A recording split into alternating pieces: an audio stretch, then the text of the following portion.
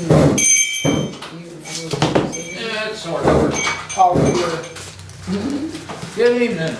Got your ears lowered. Looks Welcome nice. back. We're here at session 4 already. There are 5 ways. This is the 4th one tonight. The 5th way comes next week, and then we have a A test. special thing for the 6th week. And it is rather inspiring, I think. Oh, I didn't know it was 6 when I put that on my calendar. How are you doing with 5 verses of scripture a day? Good. Easy peasy. Managing to do that? How are you doing with 5 acts of kindness a week? Well, I got some questions about that. Let me just cue them up here. Since the last session, what acts of kindness have you extended to others? And just to show you, they don't have to be big and huge. Well, one of them, I guess, was when Dorothy and I went to visit Bob Deese after he came out of the hospital the 2nd time. But his roommate was not as able as he'd like to be, and he kept trying to get on one of his shoes. He was having difficulty, so I got down and helped him put his shoe on. You know, that's nothing big, but it helped him for a moment. And I wouldn't have done it unless I had been in here the week before. I would have just said, well, he'll get it Wow. eventually. But, you know, that's the idea. We're supposed to be drawing closer to God, and we do that by doing these things and looking for ways that we can do them. Anybody else want to share?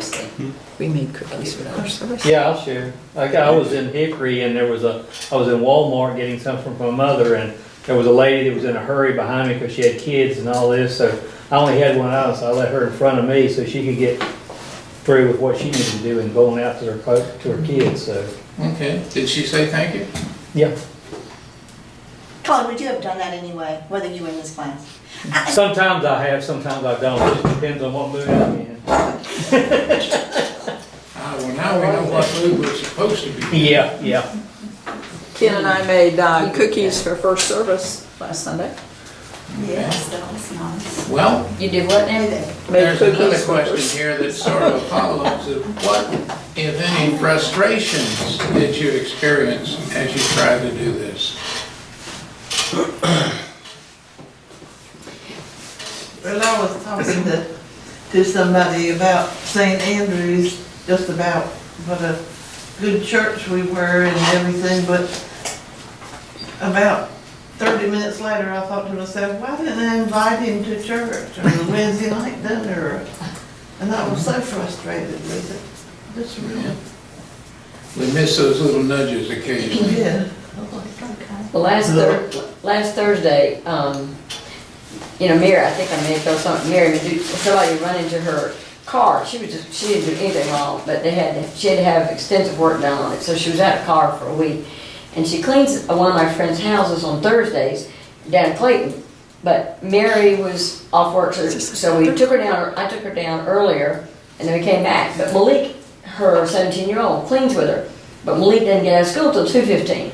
So we wait usually, because we've been doing this for a while, because she needs to go on earlier, and we just take him down to him, down to the house.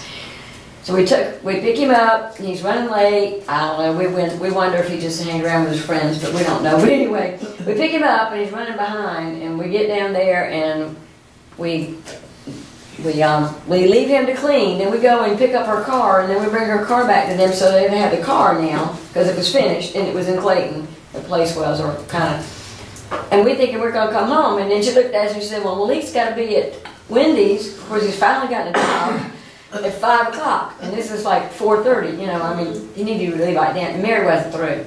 So she said, would you take him and all, and of course, he knows he's gotta go to work, but did he bother to bring his clothes to go to work? No.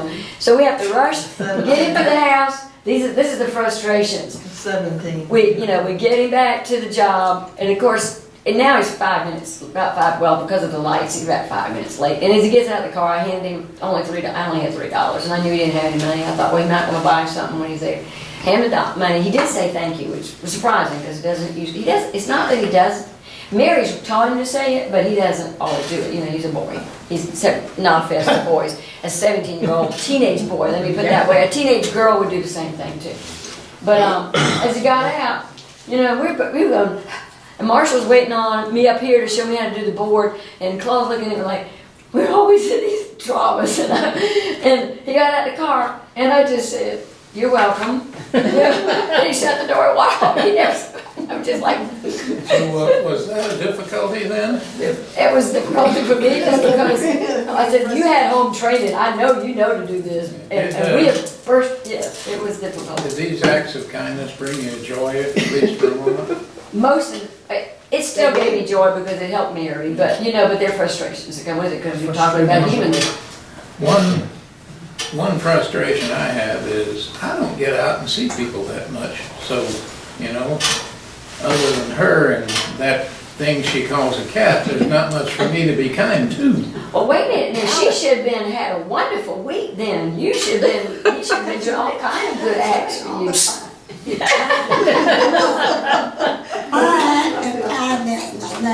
Okay, time for the opening prayer. Well, he should have been laughing your luxury, girl. Let us begin our opening prayer, our study session together.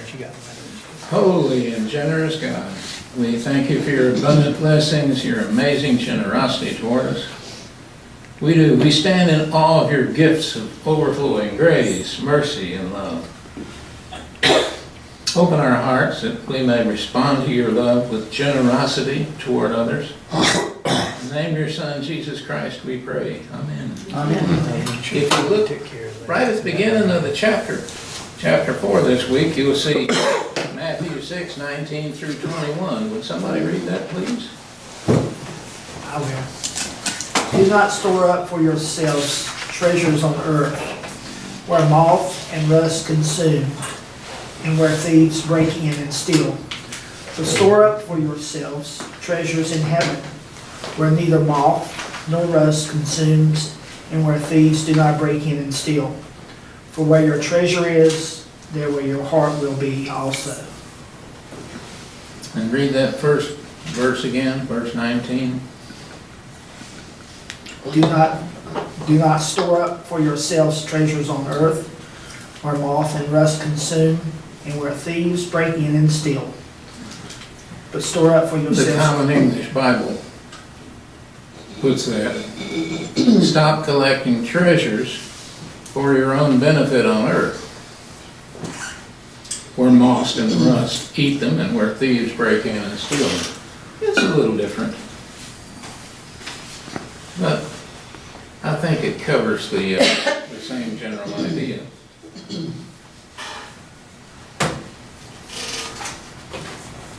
So,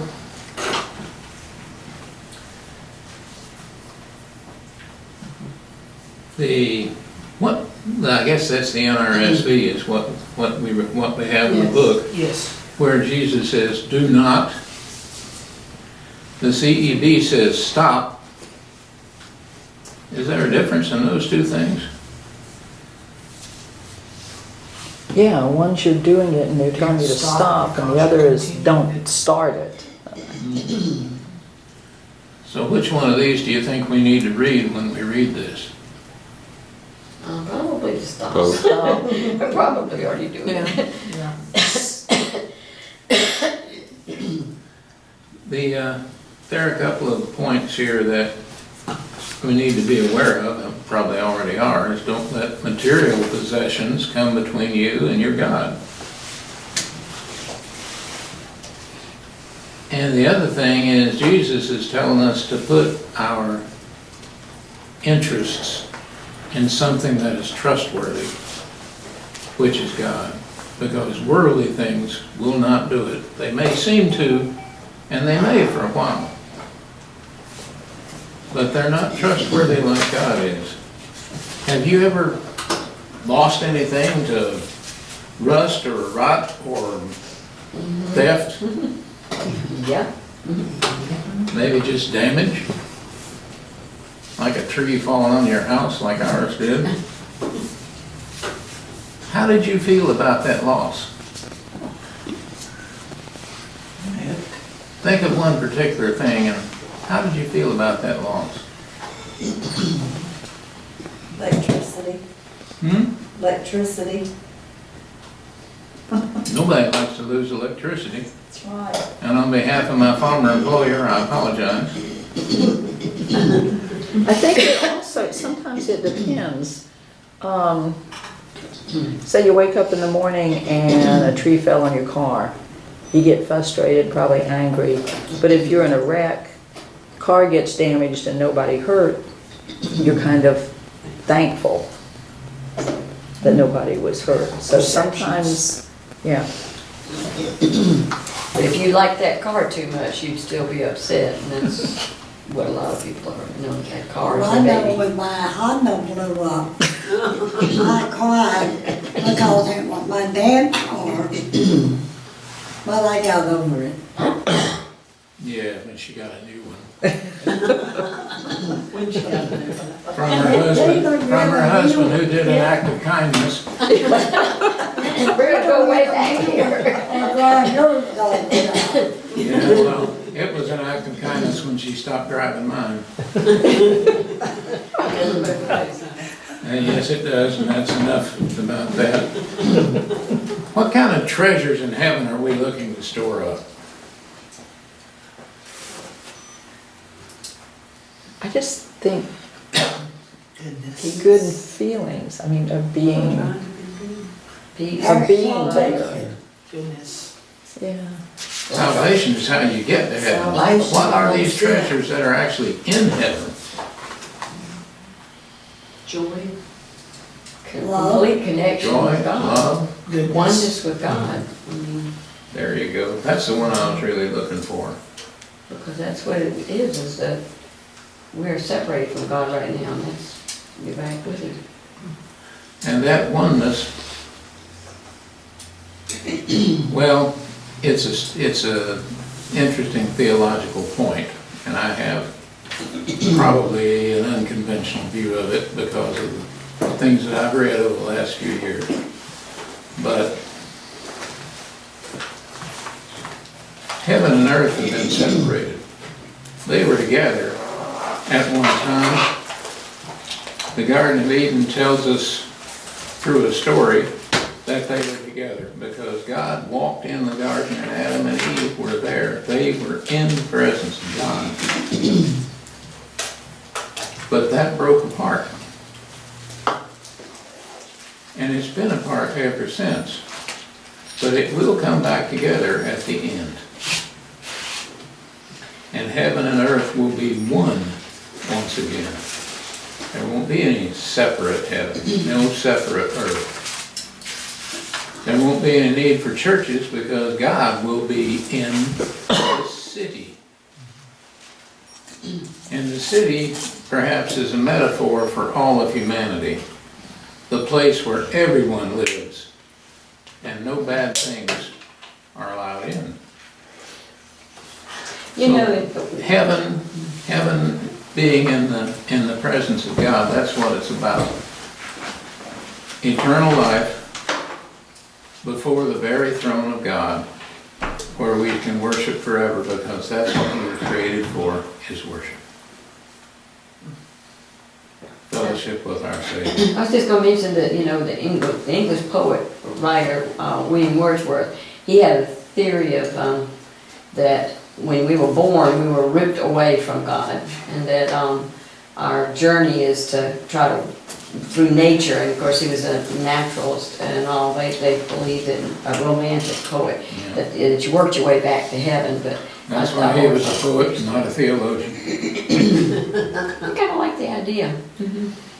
Well, You know, that, It's good to learn that. so that we and keep there's a working lot of on different this. concepts. And that, you know, that we're removed from God when we're at birth. We are separated from God if we're part of His Spirit, and then we move back towards Him. Jim, would you read that 621, just that first verse again, please? Do not store up for yourselves treasures on earth, where moth and rust consume, and where thieves break in and steal. Yeah. But store up for yourselves treasures in heaven, where neither moth nor rust consumes, and where thieves do not break in and steal. The way your treasure Excuse is. me, go right ahead. Where is your treasure? Right now, where is your treasure? The treasures are what you believe in. So that's where your heart is. And what you Different believe. people, they have different treasures. Unfortunately. That's a tough question to sit around and think about, you know. Where is my treasure really? Is there anything on this earth that I would really want to hang on to if I were told I could get just one thing? Would I say, that's all right, I've got something better in heaven? Or would I say, well, yeah, I'd kind of like to hang on to X. I'm not going to ask you to answer that. That's just something to think about. I don't think you can hang on there. Depends on whether you're hanging on to be on earth or hanging on to go to heaven or. Yeah, because I don't think you're I don't think you hang on materialistic things. If you knew you're on your way to heaven. Now on earth, yeah, that's just human nature, yeah, I'll grab this or I'll grab that. And I'll keep it here until I get to heaven. Story of a man who had lots of money. He knew he was going to die soon, so he put all his money in bags. And he hung it from the rafters in the attic, so he could grab some of it as he went by. And time went by, and the old man did indeed die, and his sons waited what they thought was a reasonable amount of time. And then they said, we gotta go see. So they went up in the attic, and there were all those bags hanging from the rafters, just like you and I knew they would be. And they were silent for a moment. And then the youngest one says, maybe we should have hung it in the basement. Ouch.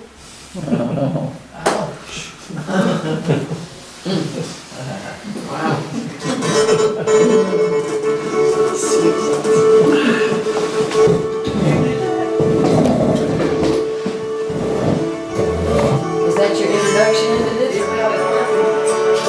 Well, sorry, it's still where to start.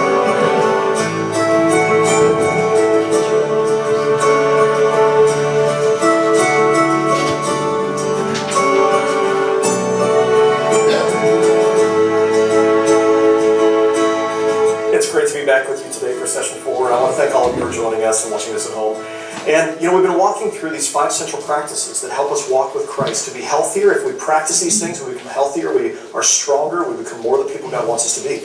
Right? And so today we want to talk about giving. So we talk about worship and growing and our studying, and we've talked about serving, and we're going to talk about giving. And when I talk about giving, so serving is really giving of our time and of our self to other people. We talk about giving, we're talking actually about our financial resources or the gifts, the things that we have that we can share with other people. It might be food or something else. And as we think about that, it strikes me how often Jesus talks about money in the Gospels. I don't know if you've noticed this, but he talks about money an awful lot. And he's not a prosperity gospel preacher, right? He's talking about giving up all you have and not get rich as a result of doing that. But in every one of the Gospels, over and over again, Jesus is talking about our relationship with money. Now, these are first century peasants in Palestine, and they're wrestling with money. The reason why Jesus has to talk about this is because it is a constant source of wrestling in our lives. I tell people I carry a pocket Testament in one pocket, and I carry my billfold in the other. And every day these are at war with each other. Right? There is some way that this is tugging my heart towards having more, acquiring more, spending on myself, and this is calling me to think less of myself and more of other people and give away what I have. Thinking about this, I was at the accountant's office this last spring, and turning in my taxes, and so I said, okay, here here's my stuff, and can you please help me? Anyway, so he's working on my taxes, and he said, it's an interesting thing. I've been working on a book on taxes and values, because he knows I'm a preacher, I'm interested, and I said, really? Now, I was kind of in a hurry because I had to get my sermon done for that weekend, but all of a sudden I'm sitting there paying attention, and he's telling me, my accountant's telling me he's working on a book on values and tax returns. And I said, well, tell me more about this. He said, well, it's actually a book on presidential tax returns. I said, really? He said, yeah, I've studied for the last 50 years every president's tax return and every vice president's tax return and the presidential candidates, the people who ran but didn't get elected. Fascinating. What have you learned? He said, well, there's an awful lot that you can learn about a person by looking at their tax returns. And he said, I tell people your tax return is a selfie that is reflecting what's really important to you. Like, now, again, I'm the preacher and he's the accountant. And I finally sit down. I'm like, you got to tell me more about this. Now, he's given me permission to share this, but he said, we've done this. And he said, let me give you an example. And he pulls up from his files a tax return from a vice presidential candidate. At the time, he was a candidate from some years ago. And he said this candidate didn't make a lot of money for a vice presidential candidate. His adjusted gross income was $200,000 this year. So he's got the return there, $200,000. And he said, let's see how much he gave away. And he turned to look, and the man gave away $300 that year. He made $200,000. He gave away $300. Then he said, let's look to see what his mortgage payment deduction was, his mortgage interest deduction was. And he said, wow, that is a really high interest deduction. Like, I don't even know how he qualified for the loan, but he's paying a lot of his money for his house payment. And he said, so what is this telling us about this person? That he's, his house has become really important to him, and maybe a very, expensive place to live. But he's living probably a little above his means, which means that we know that he's going to be giving away a lot less than what most human beings would think is the appropriate amount for somebody making $200,000 a year. He said, your tax return is a selfie. It's telling you something about your values. And I think that's why Jesus frequently talks about money, is he recognizes, at one point he says, you cannot worship both God and money. That's an interesting way of talking about money. You cannot worship both God and money. And I'm reminded of a particular place in Luke's gospel where a man comes to Jesus and says, my brother's not splitting the inheritance with me. And Jesus says, be on your guard against all manner of greed. And then he says this, for one's life does not consist in the abundance of your possessions. I've memorized that scripture because I have to memorize it. I have to remember it because constantly I find that my heart is drawn towards one more thing. It's maybe a remodeling of the house, or maybe it's a new car, or it's a new watch, or it's this or that, or whatever it might be, and forgetting the fact that God has called me and blessed me so that I might be a blessing to other people. Now here's what we find is, and I speak about this in the book, something called, the philosophy is called hedonism. And hedonism says that I want to minimize suffering and maximize pleasure. And this is, for many people, a guiding principle of their lives. We would never say that today because we know hedonism, even if we don't know what it means, it doesn't sound very good. But for many people, the guiding principle of our lives, sort of by default in our country, I think, is if you have a little more stuff, you're going to be happy. If you have a newer car, a little more stuff, a bigger house, whatever it might be, you'll finally be happy. And so I think we've bought that a little bit, that we think that our life does consist in the abundance of our possessions. And so if we can have more, that's where pleasure is, and that's the goal of life, is pleasure. But Jesus talks about it differently. It's like life is found in giving away, not in taking. Or as he says in a passage that's not quoted in the Gospels, but I think it's in Acts, it is more blessed to give than to receive, Jesus said. Now, one of the things that happens when it comes to hedonism is we spend a lot of time thinking about what we want next, the next car, the next whatever. And so part of the fun is shopping for it, thinking about it. And then an interesting thing happens. We did it. And how long does it satisfy? And in most cases, with most things, not very long. In fact, I have bought things that I spent months thinking about. And I went ahead and bought it. And I no sooner got it home than the next day I thought, gosh, that wasn't that cool. I wonder if I can take it back. Has that ever happened to any of you? Psychologists talk about this as hedonic adaptation. And that is that we have this longing for something, but the moment we have it, we immediately start thinking about the next thing that we want. When hedonism is the way of life, you never find satisfaction in that. You find instead you're constantly hungry for something else that you think might fill this void in your life. I think back to the book of Ecclesiastes, and over again, the writer of Ecclesiastes, has acquired everything he could possibly acquire, but his constant refrain is it was all meaningless, a chasing after the wind.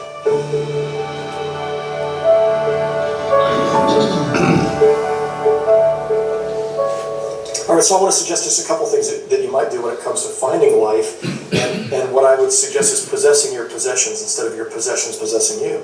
And one of those is gratitude. It's what we talked about in week 1. And so some folks who, actually the Greeks and Romans had this way before modern people did, they found that one of the keys to happiness is wanting what you already have. If you want what you already have, then you find a satisfaction or contentment. So how do you want what you already have? And they said, here's how, you give thanks for it. The very thing we learned in week 1. Something about giving thanks for what you have makes you appreciate it and allows you to feel content with what you've got instead of needing something more. But the main thing I want us to focus on in this session is the idea of generosity. The generosity changes things for us. When we're generous towards God and towards other people, it allows us to feel content in our lives. We feel a greater joy. We know that. We feel it is more blessed to give than to receive. You know it at Christmas time. Which do you enjoy more? Opening the presents other people give you, or watching people open the presents that you personally picked out for them? And you know the greatest joy is in watching people open the gifts that you personally picked out for them. There's a joy in that. So when I think about generosity, I think about this in 2 ways again. I think about what we do together as a church and what we do individually. All right, so what we do together as a church is, and that is accomplished through the money that we give to the church. So I remember when I first became a Christian, I was in a little Pentecostal church, and I went to my pastor. I said, Pastor, how much am I supposed to put in the offering plate? And he said, well, the Bible says 10%. I'm like, you've got to be kidding me. That can't be right. I was working at Hardee's, at making $3 an hour, flipping hamburgers. And I'm like, I was working 30 hours a week. My net pay was $75 a week, and I'm like, I'm supposed to put $7.50 in the offering? No. He said, well, it's not that you're not a Christian if you don't. It's just that you asked me what's the principle, and it was like the king's portion, and God is the king, and so you give the first 10%. And I was 14, and I thought, well, I guess I'll try that. And I began giving $7.50. That was net, not gross, so my net pay was $75. I put in $7.50 in the offering plate every week. My wife and I got married the week after high school graduation. We lived at $1,000 below the poverty level for a family of 2 in 1982. And I was going to college full time. She was working full time. We made $11,000 that year. And that year we had committed to give God the first 10% of everything we made. And we gave $1,100 to a church. We didn't even like the pastor. But it wasn't about the pastor. It was about loving God. It was about trying to honor God with the first of what we had. And we knew if we didn't give the first $1,100, we'd give nothing. Because by the time all the bills were paid, there'd be nothing left. We got into college and seminary, and I was, we were broke, and every week the paycheck had a negative balance at the ledger, but we hid money, so we didn't bounce checks, but we thought, we think we can give a little bit more. And that became the rhythm of our lives. One of the goals we had was to give away an increasing percentage of our income every year until we died, or at least until we were retired and on a fixed income. And that's become a source of great joy for us. And when I die, I will not remember all the cars I had, and almost all of them will be in a junkyard somewhere. And all the clothes I bought will have been given to Goodwill and then thrown away someplace along the way. And all the stuff I thought was really important, I can't take it with me. But the one thing I can take with me is what I gave away. It's what I invested in other people and in the kingdom, and that's the source of great joy for us. So when I think about generosity, I think about what do we do together as a congregation? Well, we give, and we give our financial resources, we give books and blood, and we give our food and all kinds of other things that we can do. And together we have a chance to impact the world by doing that. That's a gift first to God. It's a way of saying, God, I want to walk with you, and it's a tiny reflection of my desire to give everything I am and have to you. So we do that through the church, and then we look at how can I act with extraordinary generosity towards other people. And so what I'm going to encourage you to think about is 5 acts of extraordinary generosity every month. And extraordinary is a relative term.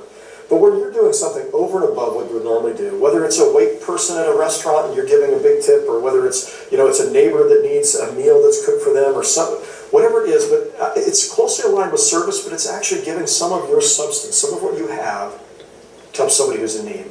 Extraordinary generosity for one might be $2 or $3. For somebody else, it might be $1,000. But to look to see, how do I become a person who lives with generosity? I want to wrap it up, in this way. I was thinking about the Apostle Paul, and something he says in 1 Timothy I think is really important. So he says, command those who are rich in this present world not to be arrogant, nor to put their hope in wealth, which is so uncertain, but to put their hope in God, who richly provides us with everything for our enjoyment. I love that. He provides us with these things for our enjoyment. And then he says this, command them to do good, to be rich in good deeds, and to be generous and willing to share. In this way they will lay up treasure for themselves as a firm foundation for the coming age, so that they may take hold of the life that is truly life. It's in generosity that we take hold of the life that is truly life. And so I'd ask you again, as you think about the billfold and the Bible, which of these two serves the other? Because that's how it's going to work. This is going to serve this, or this is going to serve this. And my hope and prayer for you is that this is intended to serve this, and that what guides and shapes your life is seeking to be the people God wants you to be, being generous and willing to share, and in doing that, we walk with Christ. May that be true in your life. In Jesus' name, amen.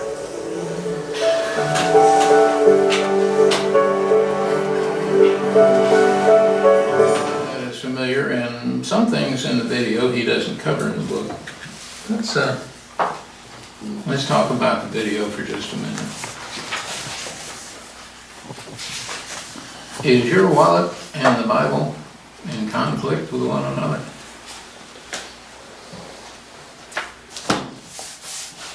Adam Hamilton says his is. He tithes and gives above that, but he says there's still that conflict.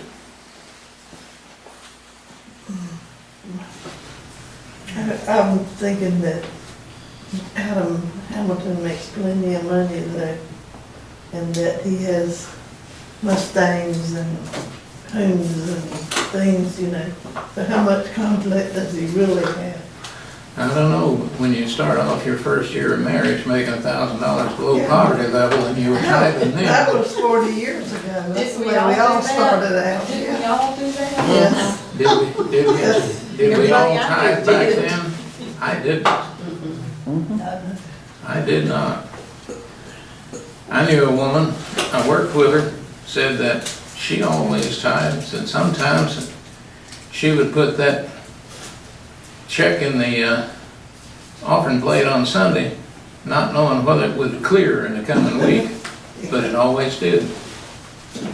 And Rufus Moore, Rufus was an angel to this church. He came from Garner Methodist, he came over here, he went here for years and years. And typically when our budget came up short at the end of the year, which it often did, Rufus would fill it in. Rufus was a tither. He said he tithed even when his business went splat once. So, yeah, mine are in conflict with one another. They have been. There are times when I think, you know, I could have this or that or the other if I just lay off contributing to the church for just 1 year. Just a year, I mean. And then I stop and think, well, how many more have I got? Good point. That question looms larger now than it used to. Do you agree that our tax returns and our checkbooks are a reflection of our priorities and values? Absolutely. You know, when I shared some last week, kind of my crazy life with my ex-husband. When we were separated, he left because after his third affair, I said, this is like baseball, it's 3 times and you're out until you at least get help. And when he left, he just kept drinking and all, but I had always wanted to try to tithe, but Marshall obviously wasn't that interested in the church, nor was he interested in tithing. So all of a sudden, whatever money it was, whatever he happened to give me, but I didn't have any of the money, and I didn't have anybody to go ask. My daddy was dead, my brother and sister looked at me like, you're on your own. And I was scared because I wasn't working. Jessica was just a year old. And I did start doing some medical transcription, but I thought, you know, there'd been a good revival at my church, and I just said, I'm just gonna start tithing. Well, the money had not been enough to meet the monthly budget, and I was thinking, I'm just gonna leave here because I figured there's nowhere else to go. And do you know that when I started, since I was the one controlling the checks, I started making my budget for the 2 years I was by myself. When I started tithing, and the money just was there. And it was just amazing. And that's when I really think, because growing up, every time I had really hoped that something would go well, my daddy's drinking didn't go well, so many, you know, all those things. I always felt like that, you know, you said God's always there for you, but I always believed in Him, but I just didn't think that these wonderful miracles were ever going to come true in my life or anything. And when that started happening, it made me believe, if you really believe and you put your faith in him, he will do for you. And that was amazing. What does that phrase extraordinary generosity mean to you? Extra. Does that mean if you get a letter from the malaria people asking for money for nothing but nets to help people in Africa, and the lowest number they ask you to send is $1,000, do you consider that extraordinary? But if it depends on what your income is. How about if the St. Bray Indian School sends you a letter and they want $65 to make sure that kids have school books here? Is that extraordinary? Well, what do you mean by extraordinary? Do you mean, is that That's one that we... exactly the question I'm asking. Yeah. What does extraordinary mean? But I'm saying, when you're saying, is that extraordinary, well, you mean as in, I'm gonna pay it, or is it just outrageous, or, To me, it's sacrificial. yeah, So you're having to sacrifice something else to make that contribution. yeah. That's a good way of putting it. It hurts a little. I mean, you know, you're giving up something that you want, something you desire. So we should all aim to give $1,000 to Nothing But Nets for Lent, right? Okay, well, maybe that's incredibly extraordinary. I think it depends on what you feel like God's How calling you about the to do. relationship between what we give as individuals and what we give as a church? Is there a connection there? We're always working.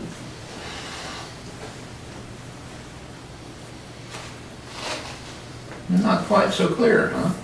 Well, we are the church.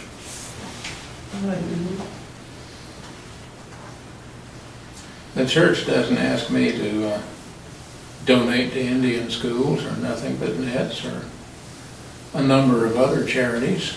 Durham Rescue Mission, I get a letter from them about once a week. Sometimes I send them money and sometimes I don't. But the church does support things, and, you know, you have to just know what the church is doing. The church supports Encore, for example. They can be anywhere in the world in 48 hours. That's an incredible ministry, to me at least. That's when you give the extra.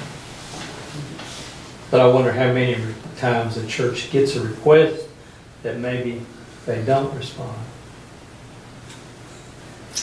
I don't know, when You mean every week? When Randy Maynard got requests, people would come in here, Randy'd usually send them away with something. No, but I'm talking about like. And we have the Compassion Fund Yeah, as a church. but I'm talking about requests from an organization like, Oh, we get them a lot, and, yeah. yeah, we can't, there's no Do way. everything.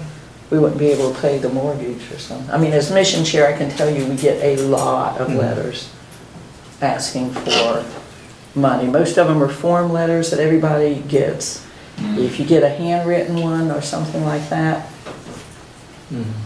it sounds terrible, but you give a little bit more weight to it, something that's a personal request that you know that it's needed as opposed to a form letter, you know, dear church. Hamlet says when we die, the only things we can take with us are what we have given away. How do you invest more in those eternal treasures?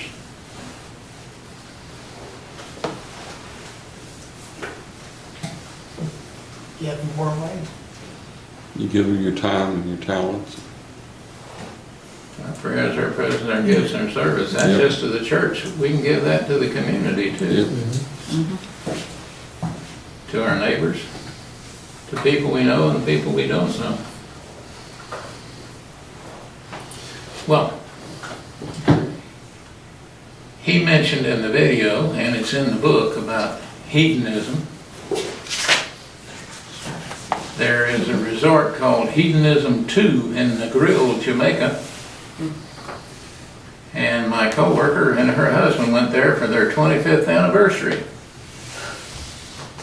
And Hurricane Gilbert with 150-mile-an-hour winds went right over them. So you can draw your conclusions however you like. I even wrote her a song for it. But it's not appropriate in this venue. Ask me later and I'll tell you what it is. Hamilton highlights the contrast between the message we receive from Jesus and the message we receive from our culture. Jesus says, take care. Be on your guard against all kinds of greed. One's life does not consist in the abundance of possessions. In contrast, Adam Hamilton says, we live in a society where every voice around us is telling us just the opposite of Jesus' teaching. That our lives, in fact, do revolve around an abundance of stuff we own. Our culture tells us that if we just had better, bigger, nicer, or cooler stuff,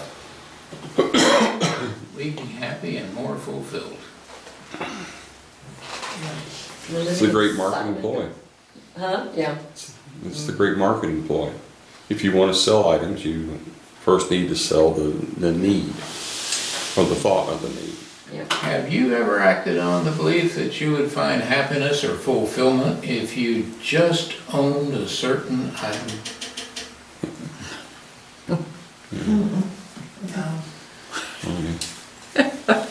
Boy, y'all are better than I am. I remember as a teen, I was like 12-year-old wanting, they had Parkers back then, those were the first nylon Parkers, and I wanted one so badly. And grandmother just said, I can make you. Grandmother always made, grandmother would make dresses. Of course, she made them with 40-year-old material, so it was really sad. But, I always just thought, if I could just have the real thing. I can remember that. Midget loafers. Yes. Yeah. She said I could have Miss B loafers from Belts, and if I wanted the Regions, I had to come back, I had to come up with a different money.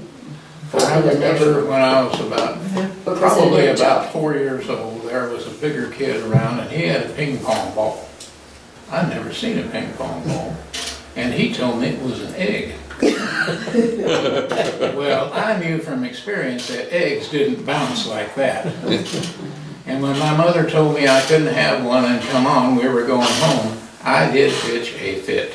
And you get spanked. But, when I became an adult, supposedly I put away childish things. Well, not entirely. There have been lots of times when I have bought things that would do me good somehow. And most of them never did.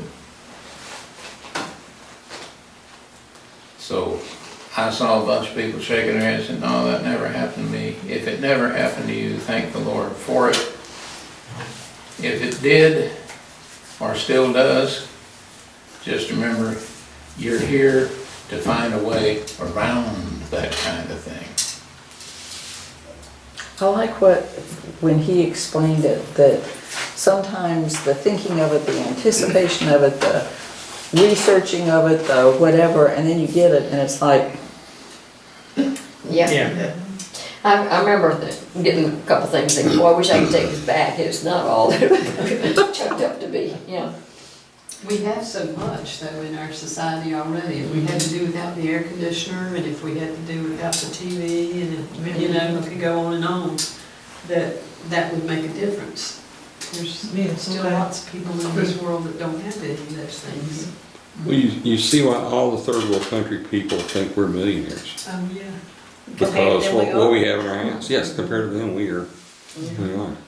Except when it comes to faith and happiness. Yeah, exactly. And they outweigh us every They're time. millionaires on that. I think that's the biggest thing you get from mission trips is working with what we consider underprivileged, and you realize, they have sympathy for us. Jesus said one's life does not consist in the abundance of possessions. So if we're looking for the good life, what are the keys to the good life? There were 3 of them listed in your book. Can you remember any of them? Contentment, generosity. Well, I thought he hit on the key one, being thankful for what you have. Gratitude. Yeah. There you go. Gratitude was the first. Wanting what you The had. next was Live purposely. living purposefully. And the last was generosity. For God and others. Well, let's touch on each of those in turn then. Gratitude, giving thanks for what you have. You know, Hamilton talked about his Mustang. He got it, and 2 years later, there was a better one, and then it got better than that, and it got better than that. Finally, he just said, I'm thankful for this car, the one I already had. So, think about, for a moment, if you will, 2 things that you own that are still serving their purpose, but for some reason or other, you're dissatisfied with it. You'd like to replace it. Spouses don't count. Examples might be your My nail gun. home decor, some electronic device, a phone, maybe. Last year's clothing. Might want to get rid of that and get something more updated. I'd like to go around the room twice and find out what these things are. However, if you would prefer not to share something like that, just say, pass. But here's the statement I'd like you to make when you mention it. I really like I am so grateful for it.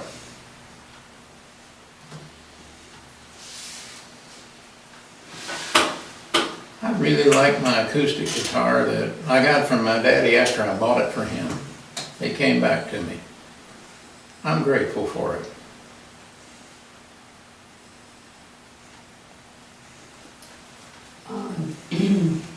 I'm thankful, grateful for my kitchen, but it's been there for 30 years and I'm ready to replace it.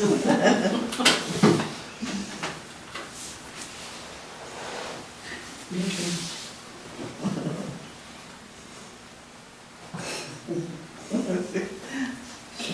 Well,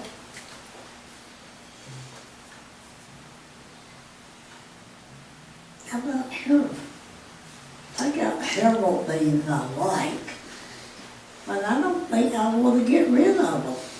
I get something else. I really like mine. I'm grateful for it, is the statement. I ain't got that for you. Sharon? I'm really thankful for my desktop computer. I'm very thankful for it. I'm grateful for my backhoe. I was really grateful for my pneumatic nail gun. And then I decided this weekend I needed to upgrade it. And then I looked at the price of upgrading it. And I'm really thankful for my pneumatic nail gun. Pat? I'm really thankful for our home, and we're slowly remodeling it. I guess I'm really thankful for my truck. I thought about possibly trading it in, we've talked about it. Well, if anything, but I've been happy with it. And I look at the price of a new truck and I said, no, I'm happy with what I've got. I'm really happy with my downstairs bathroom floor.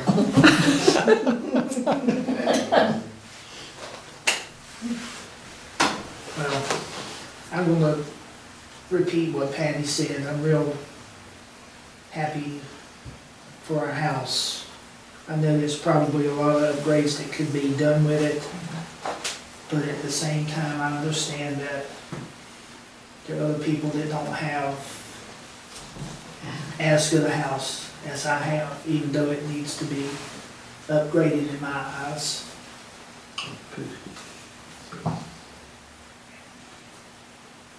Well, when I grew up, we didn't have a car. We didn't have money and I walked wherever I went. And so I'm very grateful for my car, even though I just found out it's gonna cost $2,000 to get all of the little something parts done, you know. So it drives good, it rides good, and Thank you, Lord. Like Corzy said, there's lots of things, but the one that comes to mind right now is, I really like my Native American flute. I'm grateful for it. I think Courtney should have said, I'm really grateful for my cat. Well, bless his little heart, he's a lot of it. But I express my sentiments that you express and Patty expressed. I am grateful for our house. Even though it needs a lot of work done, I like it. Don't look at me, I'm not saying a word. I said I liked it. I know you did, and I'm not saying anything about that. I'm really grateful for my yard because it makes me think about nature and joy, gives me joy. Sharon? My screened-in porch needs work, but I love it. Well, Your what? Screened-in porch. I'm thankful for my health more than anything. amen, Well, brother. that's a good one, yeah. I gotta say, I'm thankful for my wife. Oh, wasn't that sweet? It's Well, you self-preservation. said she needs work too. What? Not upgrade. Not Patty. I've looked at the price. Not upgrade. That was good. That was a good one. And you're sleeping where? Bring in a 60 for 320s. 70 for 235. Oh, Sounds weird and Ken will understand. I am thankful for our cats. They give a lot of Entertainment? joy and comfort to me. And to you.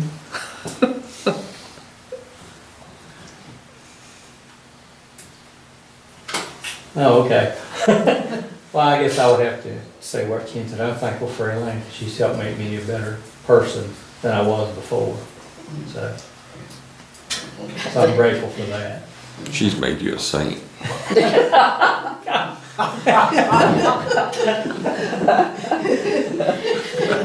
Ken keeps me in my place all the time. Doesn't give me a chance to get a big head like Janet. I'm thankful for my grandmother's sewing machine. Oh, Yeah. I've given away newer ones, but I'm thankful for my grandmother's. that's neat. I guess I have to look at the big picture for me. Because I'm grateful for friends, church family. That's what I was gonna say. That's all right. You can say it too. Yeah, You don't have to be original here. That's, that's the bottom line. yeah, I was thankful for my church and my friends in church. Our missions, our Wednesday night dinners that.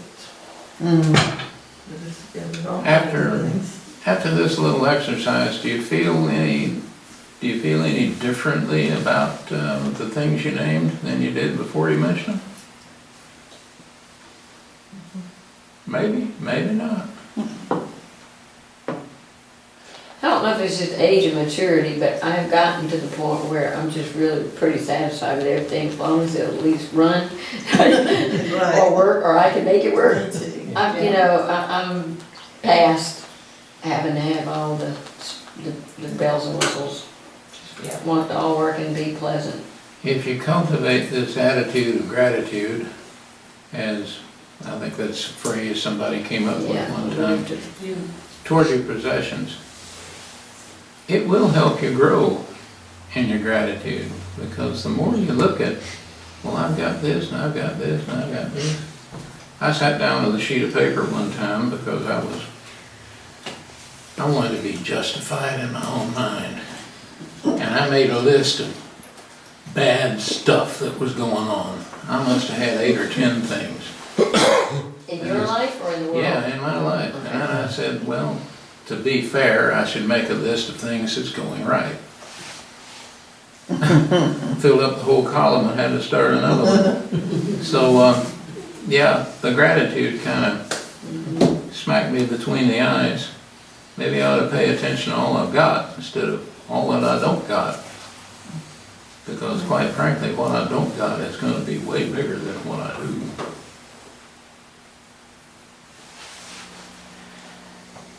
And that attitude of gratitude helps us also with that scripture that Jim keeps reading about not laying up treasures on earth but in heaven. And how do you think our gratitude affects our generosity toward others? Or does it? I think it does. When you don't have the I wants, you much more focused on the what can I give. Mhm. That's a good point. If you're not thinking about what can I get, you can think about what can I give. Changes your focus. That fellow that he talked about, the vice presidential candidate, his tax return, his house payments were eating up most of his income. He was worried about what he could get, and he wasn't given anything.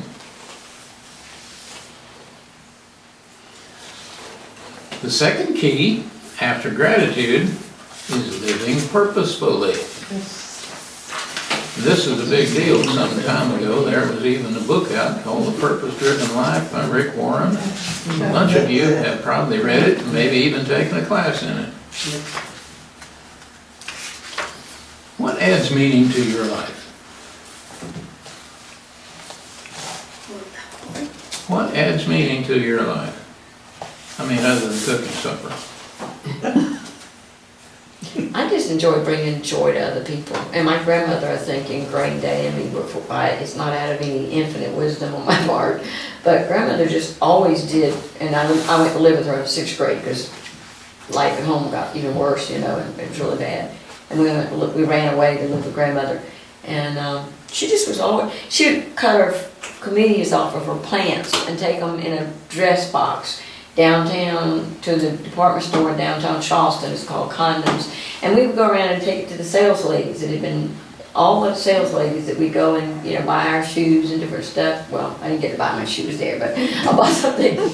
But she would, take them flowers. I mean, and that we'd have to drive because we lived on James Island, so it'd take us 30 minutes to get in. But she was always doing stuff like that and always making food for people and all. And and I could see, it just made you feel good. And so she just always made me realize that giving stuff away was joyful. So that's always been a habit. Not like I said because I'm any great person, but she just taught me and it did bring pleasure. Ingrained. It's almost selfish when we give to others, because of the feeling you get back. Oh, it's a rush. Yeah. My father, he tithed. I mean, whenever he got paid, back then when you had the checkbooks that were this big and had the 3 checks, and that was, one of the first things he ever did was he wrote the check to the church first and folded it up. And he had the envelopes. That's when you had your envelopes at home and you put them in. Yeah.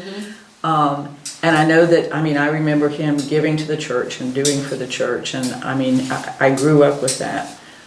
When he passed away, at his funeral, people stood up. I never, ever knew how much they gave. They had sent so many kids to church camps. They had paid for some kids sporting equipment so they could play sports in school. I knew that he had given a lot, but he had given so much without ever letting anybody know except, those people when they would stand up or come up to me and say, if it weren't for your father, I couldn't have gone to MYF camp, or if it weren't for your father, I couldn't have played sports. Or if This it is an wasn't enlisted military man whose with a wife wife who didn't did work. not work, Yeah. and three And kids, 3 4 kids. kids. 2 dogs and about 5 cats. But he it just blew me away because I knew that he had given a lot. But to know how much more he had given that none of us ever knew. And I think my father was a very content person. The only time I ever really saw him spend money was to get something for my mother that he thought she'd like. That was a joy to him. But I think it's when you do something sometimes and no one knows it, not even the person who is the beneficiary. I think that's It's fun. it's It's a pleasure. yeah, it makes you feel good that you've helped somebody and you don't need the accolades, you don't need the thank you, or you don't need 500 people knowing. It's, you know, God knows, and that's all that counts. What gives you, or you, a sense of, well, fulfillment, a sense of purpose every day? Do you feel a fulfillment and a sense of purpose every day? Oh, they're just about, no.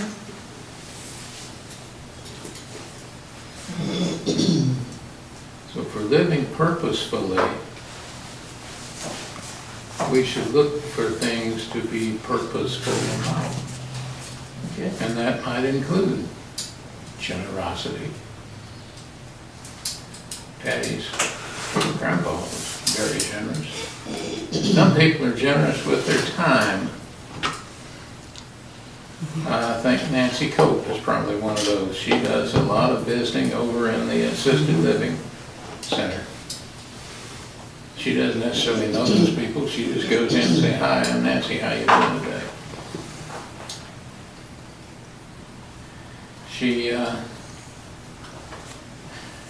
She does the citizenship class. She's She done does at the least sewing. 3 or 4 of them. She does the sewing class.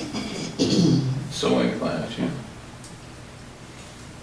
I don't know how much money she got, it doesn't matter, but she is giving her time and her talents. And we can do the same. I used to lead the children's choir years and years ago, if you can believe that. You know, it's one big kid leads a bunch of others. That's basically how it was. I had a good time. And I think the reason I had a good time was because I could see that they were learning and understanding some things. I knew that when kids go up front, in front of the congregation, very often they're nervous.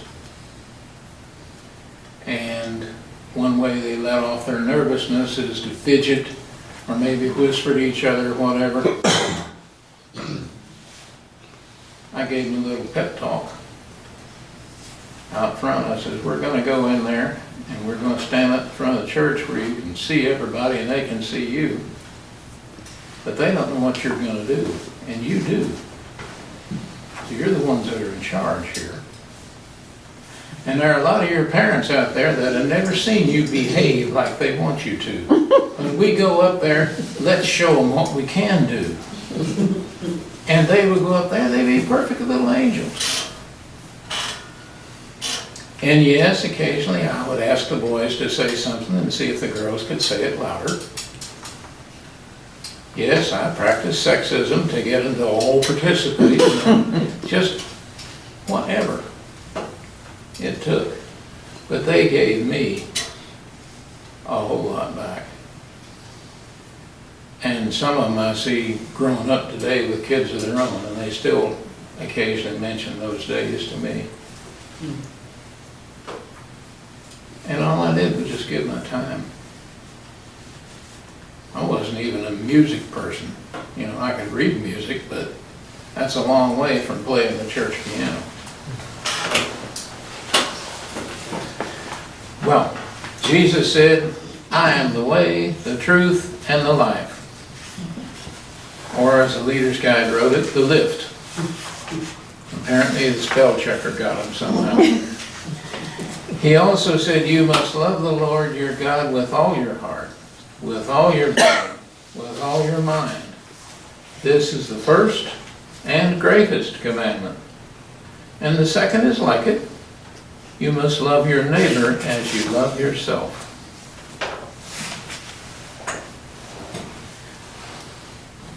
If we love God and we love our neighbor, does that not give our lives purpose? Because that's something we're commanded to do.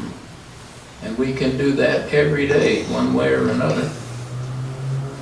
We can do it through prayer, worship, serving, giving, sharing.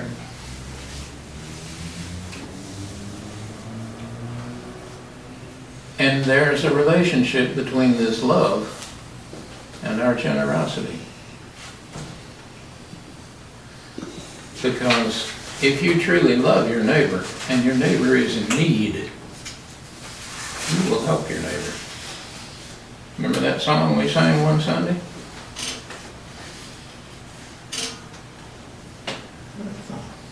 If you don't love your neighbor, you don't love God. Well, that's right, yeah. If he gets into trouble and you don't try to help him, then you don't love your neighbor and you don't love God. And that was his part. You don't love God. Those were good times. Which brings us to generosity. And when we come to generosity and underlying all this giving, we come right down to, do we pledge to the church? Do we give a tithe to the church? That's an individual decision for each of you. Some of you do, some of you may not. We don't have to know that.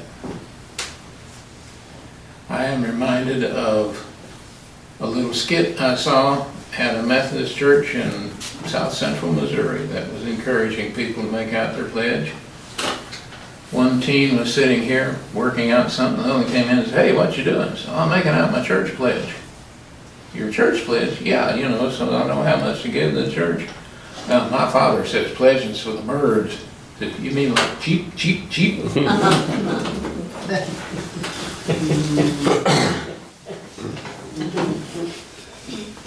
We were created in the image of a generous God. We were created for generosity to be a regular rhythm of our lives. That's part of our loving God and loving our neighbor, is that generosity.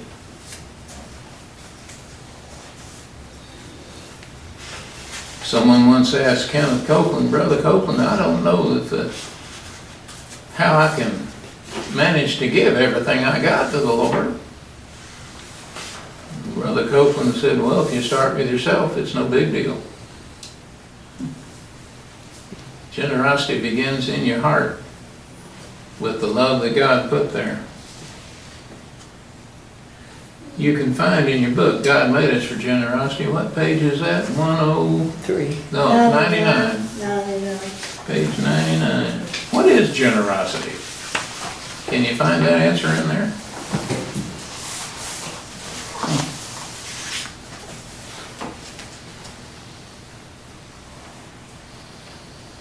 It's an expression of love. An expression of love. It is meant to be both the shape of our heart and the way that we live. And We were worship. made for generosity. What is the rhythm of your life when it comes to generosity? Up and down. Well, once a week in church, I think that's a rhythm. time, I mean, I think, I'm not negating monetary tithing, I'm not. But time sometimes is one of the hardest things to give. And it's, every once in a while,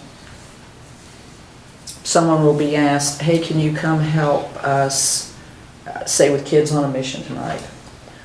No, I don't have time, but here's $10. I know in their mind that's their giving. You know, I'm not negating the $10 doesn't help kids on a mission. But sometimes the time is very valuable. A person being present one-on-one and not, well, I give money, so don't ask me to serve. Well, you can always say something like that, well, this is gonna be like a 4-hour job. So if you can't make it and we have to get somebody to pay for it, you need to give me 40, not 10. I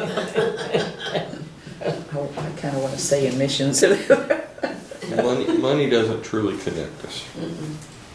Now, When we participate and when we give of our time and of ourselves, that's the connection. When we first started going to El Salvador, as an example, in that first year that I was asked to go, I'm like, well, okay. And then I thought, doesn't it make more sense if I just give them the money for the plane ticket? If they can build the house with $4,000, they'll have my plane ticket. That's going to be another fourth of a house. But I went down there because I said I would. And, you know, you realize pretty quickly it's much more impactful to them. And it certainly was much more impactful to me to be there and giving than it was just giving the money. But it was much, the relationships we built and the connections we built with them, and we were a manifestation of God's love to them. You know, when you live in a country where the government doesn't care about you, where nobody else cares about you, benign neglect was as good as they could get, so they didn't have active persecution. And for somebody from North Carolina to come down there to El Salvador just blew their minds. Why would you do that? You're not my brother, you're not my sister, you're not my cousin. You know, why would you come down there? And, you know, we're all God's children. We're all brothers and sisters. And that resonated so strongly with them. So just giving the money wasn't enough. it's almost anonymous. Well, something that strikes my heart, We have children together.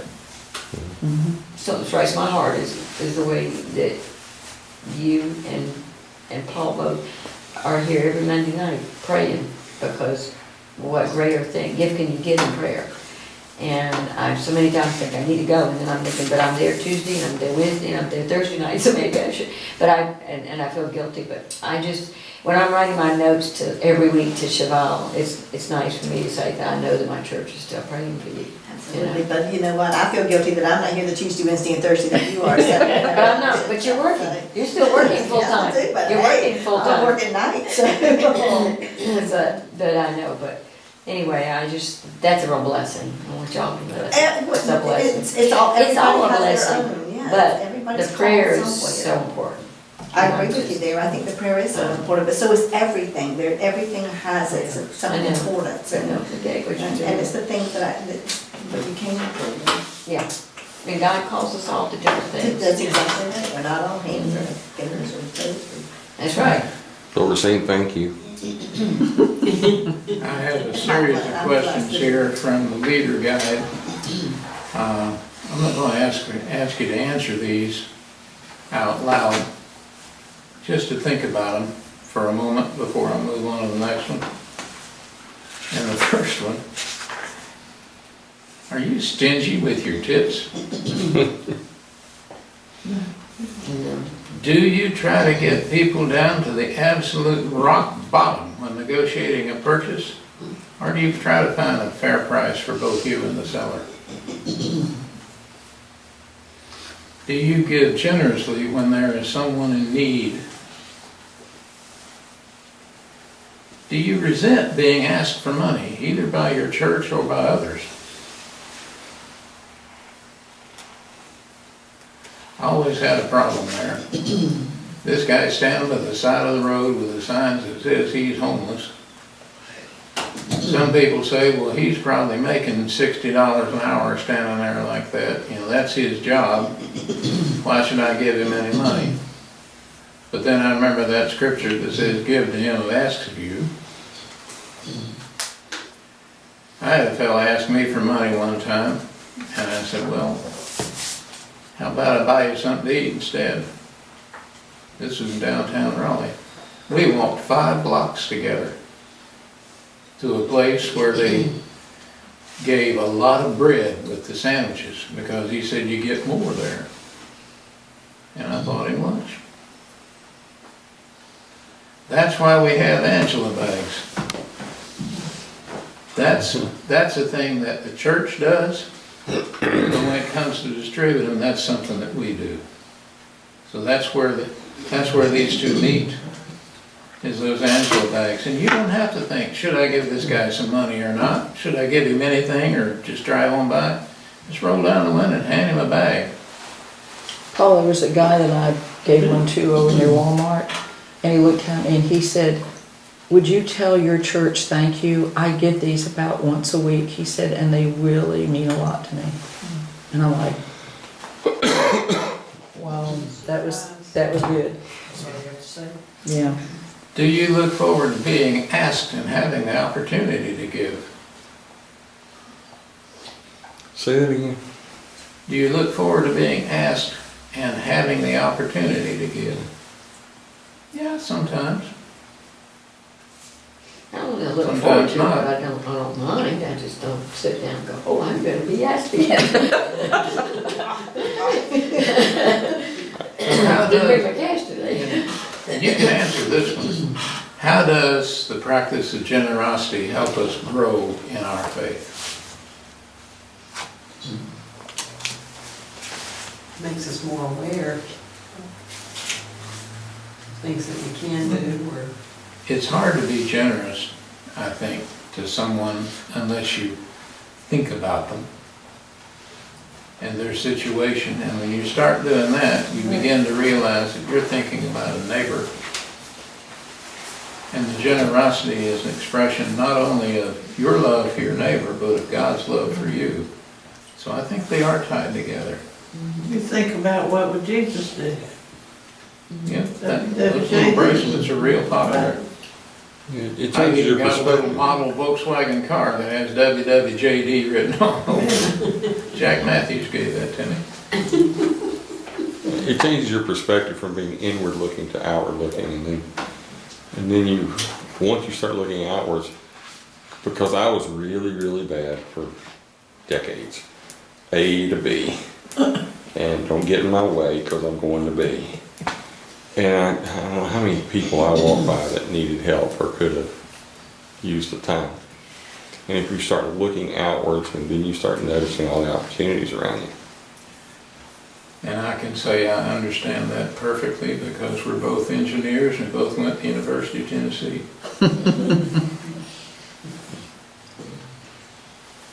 Which of course marks us among some of the best people on earth.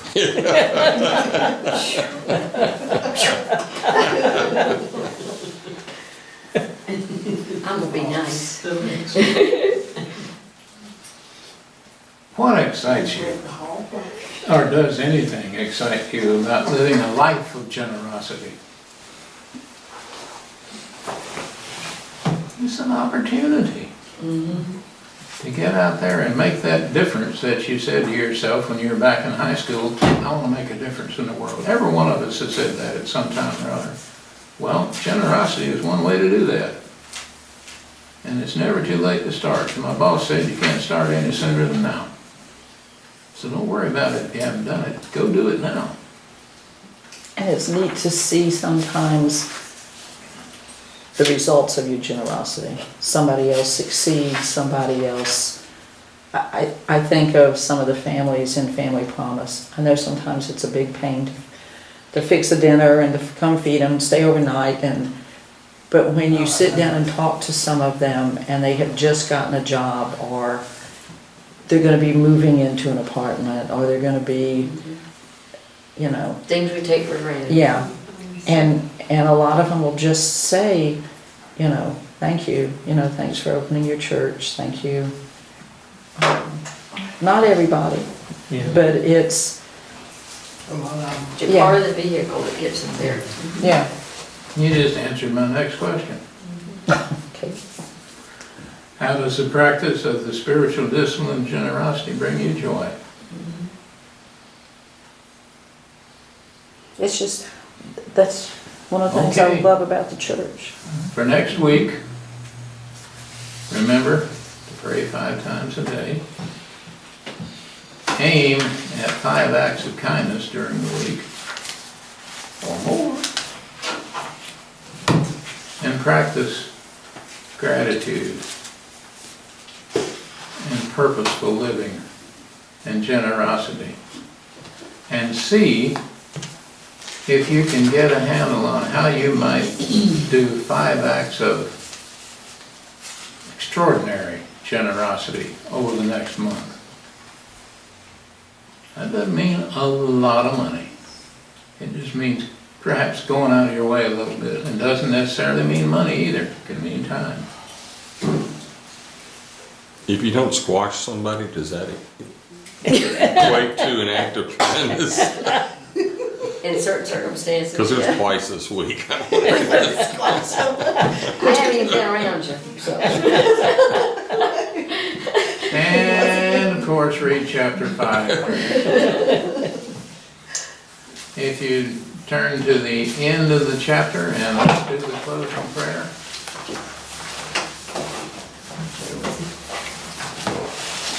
Ready? Thank you, God, for everything I have. I recognize that all of life is a gift from you. Please help me to become more generous, more willing to share with others. Help me to live beneath my means so that I might have enough margin to give. Help me to be generous towards you and others, remembering your unending generosity towards me. Amen.